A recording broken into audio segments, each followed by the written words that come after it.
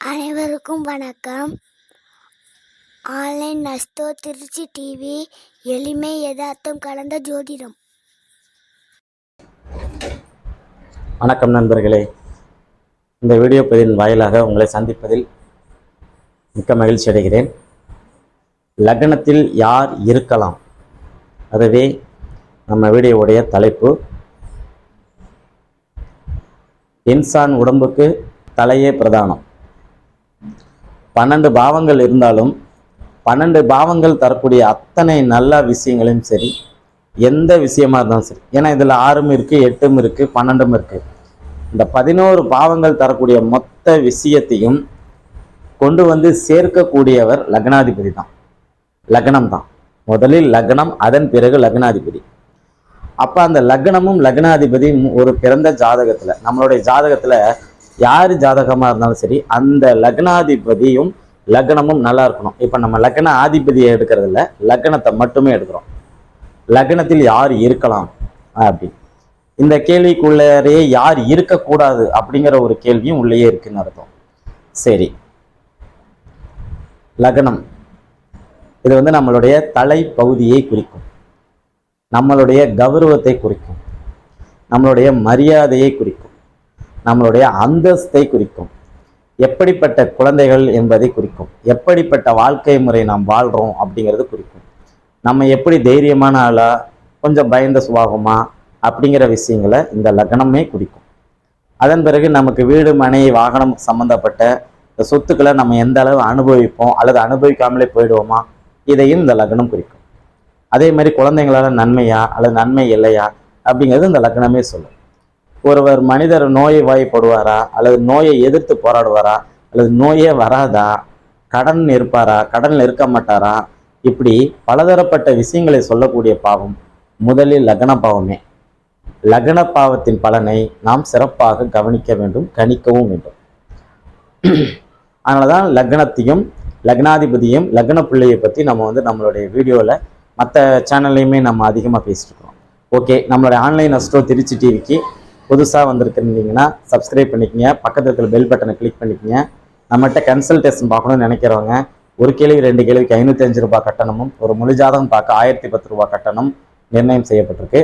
ஒரு நாளுடைய துவக்க காலையில் 10 மணிலேருந்து 11 மணிக்குள்ளார யார் யாரெல்லாம் பணம் போகிறீங்களோ அவங்களுக்கெல்லாம் அன்னைக்கு நைட்டுக்குள்ளார ப்ரிடிக்ஷன் வந்து சொல்லப்படும் அப்படிங்கிறது தெரிவிச்சுக்கொண்டு நம்ம இந்த வீடியோக்குள்ளார போகலாம். சரி, லக்னத்தில் லக்னம் என்னென்னு சொல்லி பார்த்துருக்கோம். ஒரு சிறு குறிப்பு, நம்மளுடைய உடம்பு வந்து குள்ளமாக இருக்குமா, உயரமாக இருக்குமா, குண்டாக இருப்போமா, ஒல்லியாக இருப்போமா, நம்ம பேச்சு அழகாக இருக்குமா, அழகில்லாமல் இருக்குமா, இந்த மாதிரி பல விஷயங்கள் சொல்லக்கூடியது இந்த லக்னம். சரிங்களா? அப்போது லக்னத்தினுடைய அமைப்பை வச்சு தான் நமக்கு எல்லாமே முடிவு பண்ணிக்கிறோம். நான் பல ஜாதகங்களில் வந்து பார்த்துருக்கேன், லக்ன அதிபதி வந்து வீக்காக இருப்பார், பலகீனமாக இருப்பார்.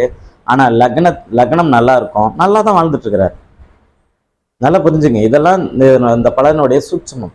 ஒரு பாவத்தின் அதிபதியை விட அந்த பாவம் நல்லபடியாக இருந்தால் அதுவே நமக்கு ஒரு மிக சிறப்பான யோகம் அப்படின்னு சொல்லப்பட்டிருக்க. சரி, பார்ப்போம். முதலில் லக்னத்தில் சூரியன் இருந்தால் என்ன பலன் அப்படின்னு பார்த்தலாம். லக்னத்தில் சூரிய பகவான் இருந்தால் என்ன பலன்? சூரியன் ஒரு தலைமை கிரகம், நிர்வாக வீடு, நிர்வாகம் பண்ணக்கூடிய கிரகம், அட்மினிஸ்ட்ரேஷன், ஆளுமை, சரிங்களா, அரசு, அரசியல்வாதி, அரசு அதிகாரிகள், உயர்நிலை அரசு அதிகாரிகள், இவங்கெல்லாம் பார்த்தீங்கன்னா இந்த சூரியனுடைய அமைப்பில் வருவாங்க. சரி, இந்த சூரியன் வந்து லக்னத்தில் இருக்கலாமா அப்படின்னு கேட்டிங்கன்னா, என்னை பொறுத்த வரைக்கும் எந்த லக்னமாக இருந்தாலும் சரி சார், லக்னத்தில் சூரியன் இருக்கக்கூடாது. 50% நன்மை, 50% நன்மை அல்ல. சரி, எந்த வகையில் 50% நன்மை அப்படின்னு பார்த்தீங்க அப்படின்னா,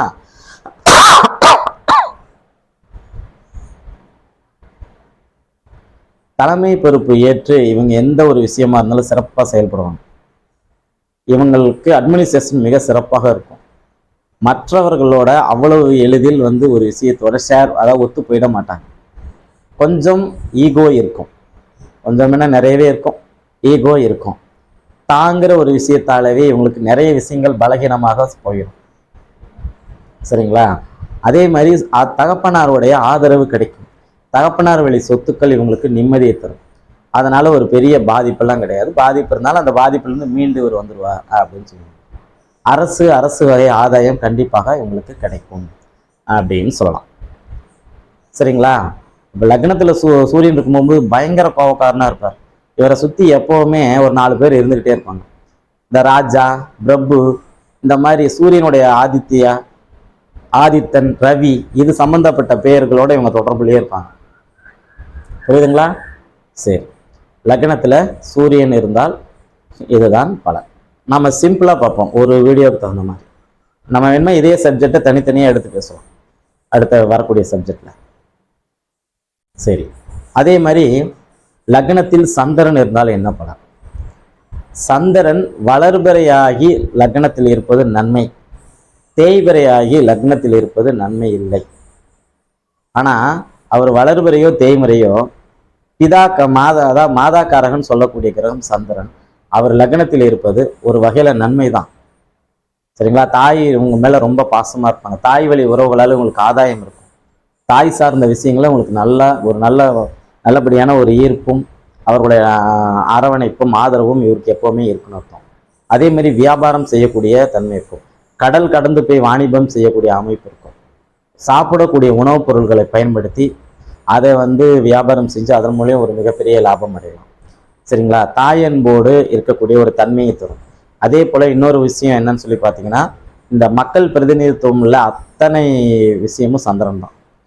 அப்போ அந்த விஷயத்துலலாம் நமக்கு ஒரு நல்ல ஒரு சிறப்பான பலன்களை கண்டிப்பாக தரும் அப்படின்னு சொல்லலாம். சரிங்களா? சரி, அதன் பிறகு லக்னத்தில் சந்திரன் பார்த்தாச்சு. அதுக்கப்புறம் லக்னத்தில் செவ்வாயை பார்க்கலாம். லக்னத்தில் செவ்வாய் இருக்கவே கூடாது. கோவக்கார கிரகம். எதுக்கு எடுத்தாலும் கோவப்படும், கையை ஓங்கும், அடிக்கிறதுக்கு யோசனை பண்ணும்.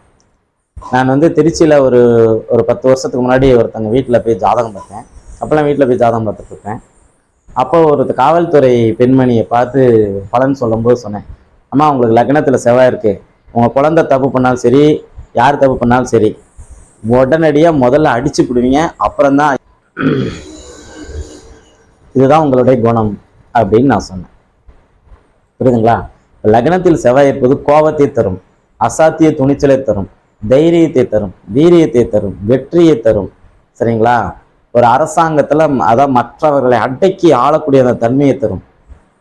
புரியுதுங்களா? செவ்வாயின் காரகத்துவம் நிலபுலத்தால் யோகத்தை தரும். காவல்துறைக்கெல்லாம் இவங்க போனாங்கன்னா, லக்னத்தில் செவ்வாய் இருக்கிறவங்க போனாங்கன்னா இவங்க பக்கம்தான் அது தீர்ப்பாகும். இவங்க பக்கம்தான் பேசி முடிச்சு இது பண்ணுவாங்க.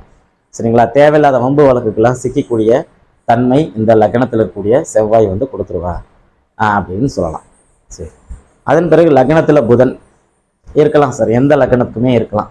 ஆனால் இதுக்கு சில விதிவிலக்கெல்லாம் இருக்குது, அதையும் சொல்லி போடுறேன். எல்லாம் கமெண்ட் போட்டுட்ருப்பீங்க. சரியாக புரிஞ்சுக்கிறவங்க யாருமே நெகட்டிவாக கமெண்ட் போட மாட்டாங்க. அந்த புரியாமல் இருக்கிறனால தான், அதை வாங்கலாம் குறை சொல்லலை, அந்த சரியாக அவங்களுக்கு புரியாதனால தான் அவங்க கமெண்ட் பண்ணிட்டு இருக்கிறாங்க. ஓகே, லக்னத்தில் புதன் இருப்பது நல்லது. உடனே நீங்கள் மேச லக்னத்தில் புதன் இருப்பது நல்லதா அப்படின்னு கேட்டிங்கன்னா, அதுக்கு தான் நான் இதுக்கு விதிவிலக்கு இருக்குன்னு சொல்லிடுறேன். லக்னத்தில் புதன் இருப்பது நல்லது தான். அறிவை தரும். காளிமனை இருந்துச்சுன்னா அங்கே நமக்கு அந்த சொத்தால் ஆதாயத்தை தரும். தாய்மாமனால் ஆதாயம் உண்டு. இன்னைக்கு இருக்கிற மிகப்பெரிய ஐடி ஃபீல்டு, தகவல் தொடர்பு, யூடியூப் சேனல், ஃபேஸ்புக்கு, இதனை சார்ந்த அத்தனை விஷயம் நல்லா இருக்கும். எழுத்து, கம்ப்யூட்டர், ஆடிட்டிங், அக்கௌண்ட்ஸ், சிஏ, இதை சார்ந்த அத்தனை விஷயமும் நல்லா இருக்கும். அதே மாதிரி இவங்க பார்த்தீங்கன்னா எப்போவுமே பச்சை கலர் பயன்படுத்துறது ரொம்ப நல்லது. லக்னத்தில் புதன் இருக்கிறவங்க பச்சை கலர் பயன்படுத்துங்க, ரொம்ப சிறப்பாக இருக்கும் அப்படின்னு. லக்னத்தில் புதன் இருக்கலாம், நல்ல சிறப்பான பலன்கள் உண்டு. சரிங்களா? காதலும் உண்டு. லக்னத்தில் புதன் இருந்தால் கண்டிப்பாக காதலும் வரும் அப்படின்னு சொல்லலாம். சரி, அதன் பிறகு பார்த்தீங்கன்னா லக்னத்தில் குரு பகவான் எந்த லக்னமாக இருந்தாலும் இவர் இருக்கலாம் சார். ஈவன் ரிஷப துலாம் லக்னமாக இருந்தால் கூட இருக்கலாம். ஆனால் இங்கேயும் ஒரு சில விதிவிலக்கு இருக்க தானே செய்யுது. எந்த கிரகமும் லக்னத்தில் அமரும் போது அந்த கிரகத்தின் காரகத்துவத்தை நமக்கு தரும். ஆதிபத்தியம் வேறு, காரகத்துவம் என்பது வேறு. அதை நீங்கள் முதல்ல புரிஞ்சுக்கணும். இதை புரியாதவங்க தான் நீங்கள் அந்த கமெண்ட் பண்ணிவிட்டு உங்களுக்கு குழப்பத்தில் இருக்கக்கூடிய. அதனால தான் ரிஷப துலாம் லக்னமாக இருந்தால் லக்னத்தில் குரு. ஏன்னா அவர் தானே குழந்தையை கொடுத்தாகணும், அவர் தானே பணத்தை கொடுத்தாகணும், அவர் தானே கௌரவத்தை கொடுத்தாகணும், அவர் தானே அந்தஸ்தை கொடுத்தாகணும், அவர் தானே பாக்கியத்தை கொடுத்தாகணும். இவ்வளோ விஷயத்த குரு பகவான்கிட்ட தான் இருக்குது. அப்போ எந்த லக்னமாக இருந்தாலும் குரு பங்கமின்றி அவர் மட்டும் தனியாக லக்னத்தில் திக்பலம் பெற்றிருப்பது, புதனும் குருவும் லக்னத்தில் திக்பலம் பெற்றிருப்பது மிகப்பெரிய யோகம். எல்லா வகையிலும் நமக்கு அது நன்மையை தரும் அப்படின்னு அர்த்தம். சரி, அதன் பிறகு லக்னத்தில் சுக்கிரன் அபாரமான யோகம். சரிங்களா?